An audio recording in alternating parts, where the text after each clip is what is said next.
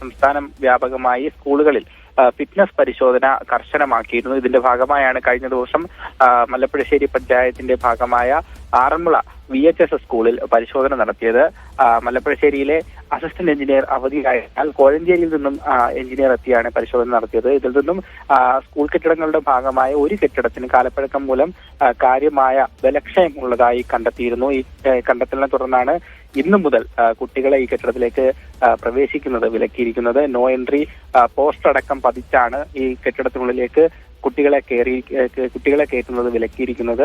ഏതായാലും രാവിലെ മഴ പെയ്തതോടെ കുട്ടികൾ ഏറെ നേരം സ്കൂൾ മുറ്റത്ത് നിന്ന് മഴ നനയേണ്ട വന്ന ഒരു സാഹചര്യവും കൂടി ഉണ്ടായി. അതിനെ തുടർന്ന് സ്കൂളിന്റെ ഓഡിറ്റോറിയം ഹാൾ തുറന്നുകൊടുത്ത് കുട്ടികളെ താൽക്കാലികമായി അങ്ങോട്ടേക്ക് മാറ്റിയിട്ടുണ്ട്.